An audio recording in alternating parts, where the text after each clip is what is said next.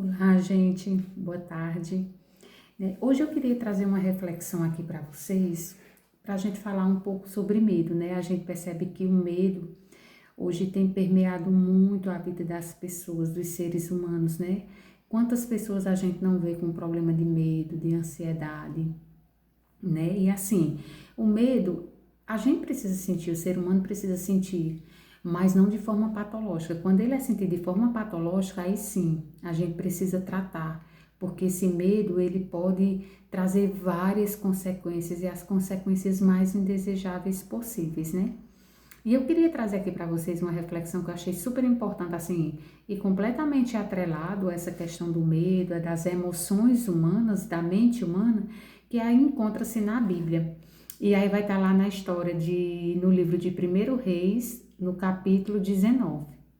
A gente vai entender um pouquinho sobre a história de um homem chamado Elias, né, que foi um grande homem, um grande profeta, mas que em um dado momento de sua vida, apesar de toda a sua intrepidez, apesar da sua coragem, da sua fé e da sua força, também teve esse sentimento, que muitas vezes acontece comigo e acontece com você também. E na Bíblia diz assim, no capítulo 19, no versículo 3. Elias ficou com medo, levantou-se e para salvar a vida se foi e chegou a Berseba, que pertence a Judá, e ali ele deixou o seu servo. Ele mesmo, porém, foi para o deserto, caminhando um dia inteiro. Por fim, sentou-se debaixo de um zimbro, sentiu vontade de morrer e orou. Basta, Senhor, tira a minha vida, porque eu não sou melhor do que os meus pais. Deitou-se e dormiu debaixo de um zimbro, e eis que um anjo tocou nele e lhe disse: levante-se e coma. Então, nesses trechos aqui, a gente percebe que Elias, esse homem de Deus, revestido da força, do poder do Espírito de Deus, também foi suscetível a esse sentimento, né, ao medo. E o medo, gente, assim, ele permeia, ele entrou no meio de nós desde o início, quando o homem, né, veio aquela história lá e desobedeceu as ordens do Criador, e acabou que o primeiro sentimento, pelo menos o que a Bíblia relata, que o ser humano sentiu, criado por Deus, foi o medo, né? Então, assim, o que é que essa história nos retrata? Que apesar de ser uma pessoa de fé, que apesar de ser uma pessoa dedicada à vida a Deus, não estava livre de sentir, né? De ter uma patologia como essa, que é um medo, que ele chegou, aqui a gente leu, até pedir a morte, pedir para que Deus tirasse a vida dele, porque ele estava com medo tão grande que paralisou a vida dele. Ele esqueceu tudo que tinha acontecido naquele momento. Ele esqueceu que há um pouco tempo atrás, a história vai relatar um pouquinho antes, eu não vou ler aqui para vocês para não ficar muito delongo o vídeo, mas que pouco tempo atrás ele conseguiu derrotar vários inimigos, né? Mas o medo paralisou tanto ele, o medo de perder a vida, a ameaça que ele teve a partir da esposa do rei lá da época, né? Ele teve um medo tão grande, estarrecedor, que ele acabou querendo desistir da vida, querendo desistir de tudo. E quantas vezes eu ou você não nos sentimos assim?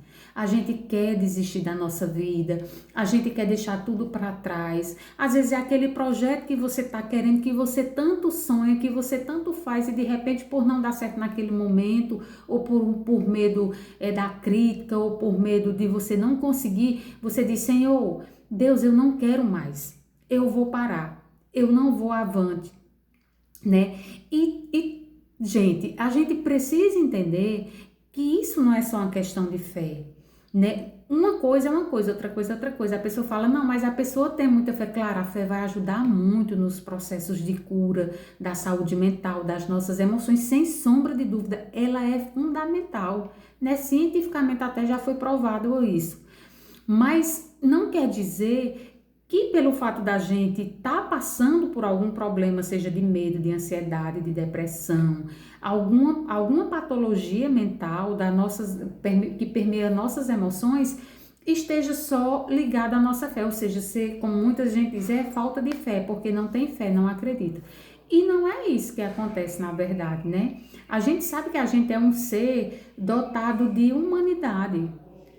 A gente é complexo, mas que a gente também precisa de todas essas coisas, né? A gente tem uma parte biológica, uma parte bioquímica no nosso corpo que muitas vezes está desregulada ou está passando por alguma dificuldade e aí a gente não consegue simplesmente entender e acaba que atrelando tudo à questão da fé, né? Porque muitas vezes os nossos hormônios desregulados, a nossa suplementação do nosso corpo, né? Da parte de vitaminas, de minerais, desregulado na mulher mesmo, a questão do processo da menopausa também, né? A questão de problemas de tireoide também. Então, assim, tudo isso vai trazer essa desregulação.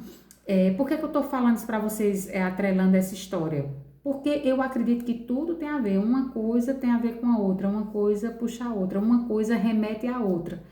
Então, assim, que fique claro para mim e para você que até na palavra de Deus, os grandes homens e as grandes mulheres que ficou relatados aqui passaram por esse tipo de experiência.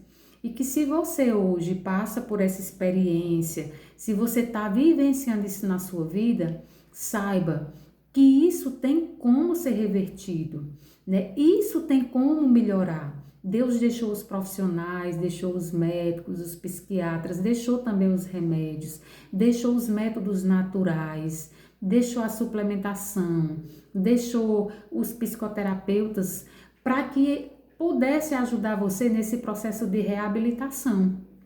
E aí, quando a gente lê um pouco mais da história mais para frente, a gente vai perceber que Deus fez todo um trabalho com um profeta, com Elias, para que ele se restabelecesse, para que a emoção dele fosse resgatada, né? A saúde emocional dele fosse reatribuída a ele. Mas que a maior experiência que eu tenho, que eu vejo nessa história aqui, é que todos nós seres humanos, a gente está suscetível a esse tipo de situação, né? A esse tipo de coisa.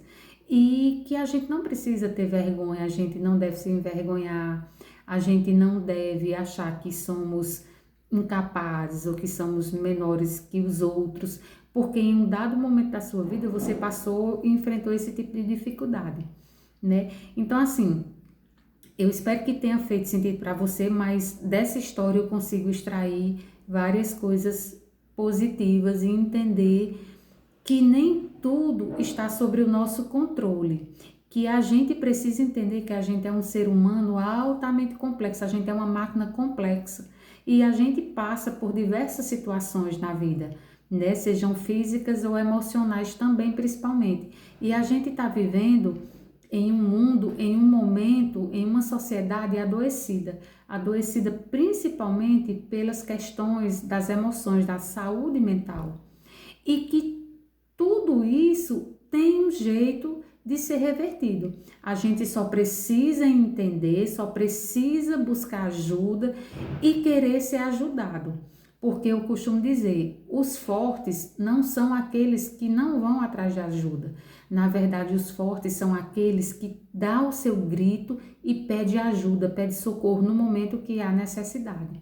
E tudo ficou aqui nessa terra, nesse momento, para ajudar a gente nessas situações, né? Então, espero que tenha feito sentido para você, que você possa ter compreendido que se você passa nesse momento por essa dor, por essa angústia ou por esse medo inexplicável, saiba que tem como se reverter, tem como melhorar, né? Basta você procurar ajuda devida, principalmente, primeiramente, a ajuda do alto, do Criador, e também a ajuda das pessoas aqui da Terra para que você possa restabelecer e voltar tudo ao normal.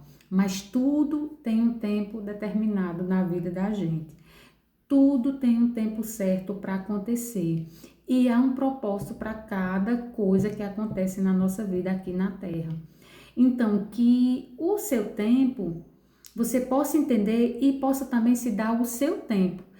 Porque muitas vezes, gente, isso acontece até para que você venha parar, para que você pare um pouco, para você olhar mais para si, mais para você, mais para dentro de si, para ver realmente o que falta, para ver realmente o que é essencial na sua vida, o que é importante, o que é indispensável, o que você pode deixar de lado.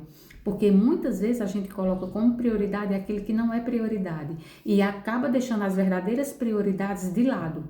E aí depois, quando a gente está envolto nesse emaranhado de nó, a gente fica sem direção.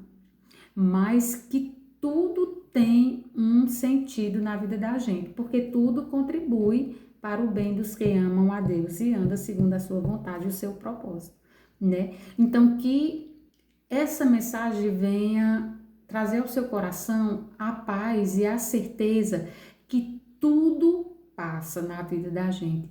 Tudo passa. A única coisa que não passa é o amor de Deus por você e por mim. Eu espero que tenha feito sentido para você, né? Se fez sentido, deixa o seu legalzinho aqui pro canal. Muito obrigada e tenha uma feliz semana na presença do Senhor Jesus. Tchau, tchau.